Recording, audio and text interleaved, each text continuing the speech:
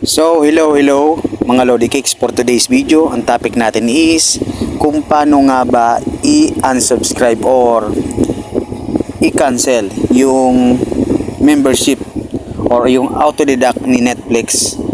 Kasi karamihan sa atin is na problema, automatic nagdideduct sa GCash natin yung Netflix billing natin. Kahit hindi naman natin ginagamit yung Netflix or busy tayo, is monthly nagsusubscribe or auto-deduct sa GCash natin. Imbis na i-load natin, yun nga is i-deduct pa ni Netflix. So sundan mo tong procedure na to. Then bago nga pala tayo magsimula, make sure nakasubscribe ka na sa ating YouTube channel at pakiclick naman ang notification bell button para updated ka lagi once na maglalabas tayo ng mga ganitong pre-video tutorial. So proceed na tayo. Unang-una natin gagawin is punta tayo sa browser or any browser o itong kay Google Chrome, pwede rin. So i-type lang natin is www.netflix.com. Ayan.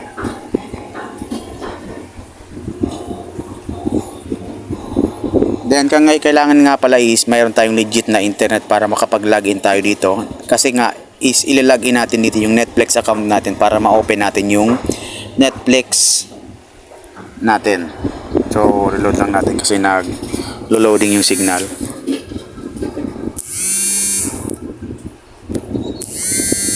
So pag ganyan, kita nyo tong 3 lines.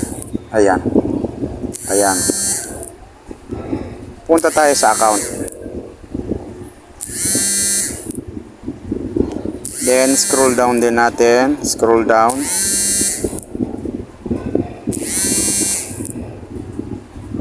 Ayan. Manage membership. Ayan. Scroll down. So kita nyo to yung cancel membership.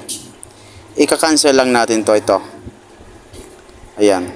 So sana nasundan nyo. Then yun. Then pagka ganyan, kung nakikita nyo itong finish cancellation, i-click din natin yan para mag-proceed na yung pag-cancel ng ating membership. So dito naman is may reason tayo. Any reason kung bakit natin i-cancel. So lagay lang natin, lagay ko lang itong I don't have enough time to watch Netflix. Yun lang yung reason natin. Then done. Automatic na yan mga Lodi Cakes. Mag-ano na yan, appear na yan. Then din na tayo madideduct ni Netflix sa ating mga GCash account. Yun ang purpose natin for today's video. Ayan. So huwag kayong mag-alala, kahit na-cancel na natin yung membership natin, is makakapanood pa rin kayo ng Netflix nyo. Kasi nga is ang tinanggal lang natin yung membership or yung auto-deduct ni Netflix sa mga GCash natin.